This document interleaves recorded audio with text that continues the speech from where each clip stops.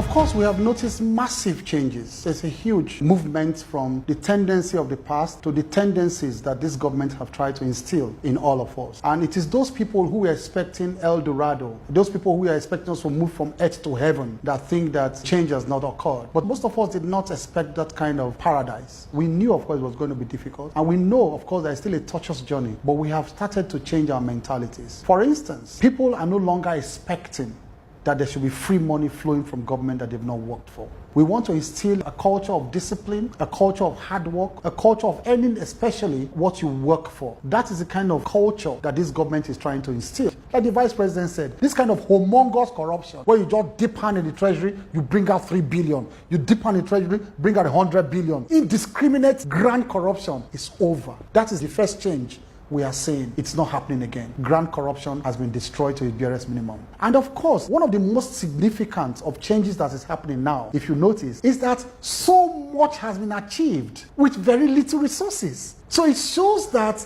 government can achieve so much if it eliminates corruption, if it eliminates greed. In the past, let us be honest about it. For every contract, you will hear the number of people interested in that contract. And that's why they will build it up from 100 million to 3 billion. And what will you hear in those days? The first lady is interested. Our guy is interested. The minister of this is interested. Everybody is interested. Party chairman is interested. Party secretary is having inside this contract. Have you heard that again? That was the culture. I'm being honest. We are all Nigerians, so we should not run away from what we know happened. And the perception is very important. The change in the perception of the number one citizen. That is the biggest change we have noticed now. In fact, if you go and tell somebody now that you are inflating this contract from 100 million to 2 billion, because the president is interested, the person will first ask you, are you sane? That will be the first reaction. Are you talking about the Buhari I know? But before, that was the norm. The perception before was that it could happen. That is how low we thought of the president before. But we have an exalted view of the office of the president now. We know that this man is one of the most austere,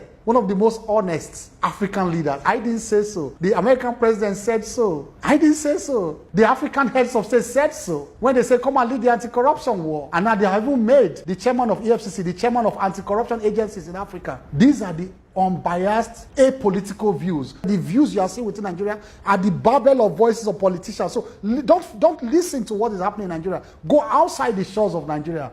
What are they saying outside? We are the envy of the world now in terms of the anti-corruption crusade. If this president was involved in hiding money somewhere in one island, the Americans have intelligence on almost all leaders of the world and their status regarding corruption. This man is an enigma. You don't see it anywhere in Africa. Let me explain something about recovery. When you get a recovery figure, it's not necessarily cash. So if I recover a building, it may be worth 3 billion, but that's not 3 billion in cash. And I can't sell it today because I probably won't get 3 billion. So what we've done in many of those cases is we have reallocated those properties to government agencies to use as offices. So you'll find that the presidential initiative on the Northeast is actually occupying a house that was built by one of the service chiefs who's currently under trial. Sometimes these recoveries are cars, sometimes they're boats, sometimes they're property. And that's the problem with looting, because what it does is it takes cash out, but you don't necessarily get cash back.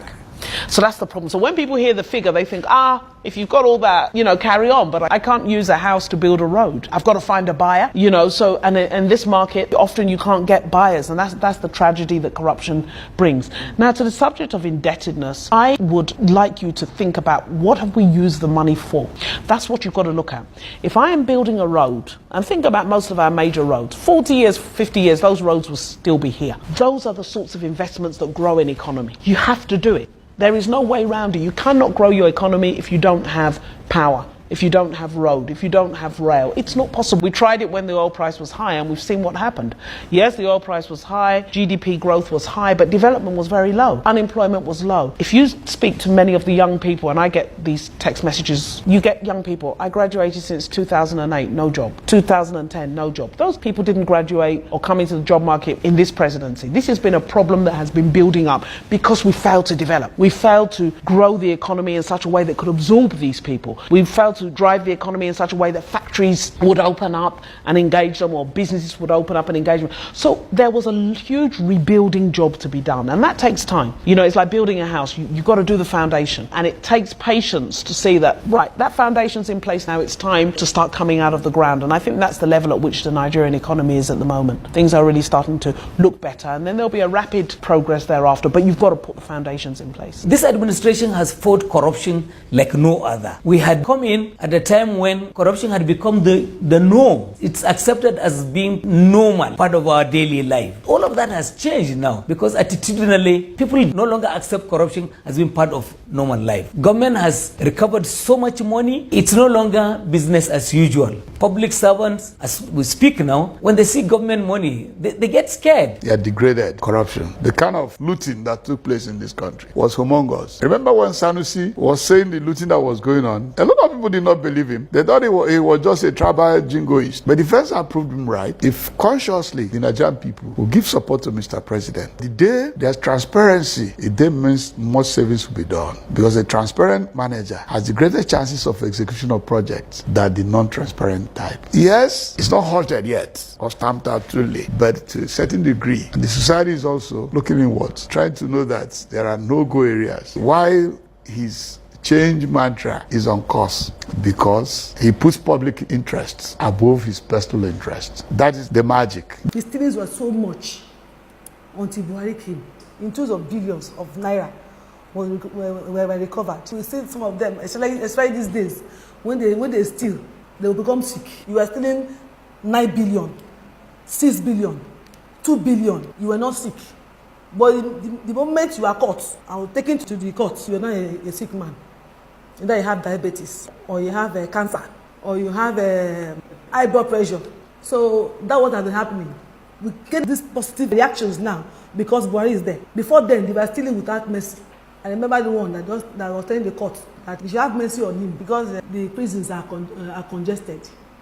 But he forgot when he was stealing the billions that the prisons were congested. And the same person said that he should have mercy because the judge is a Christian.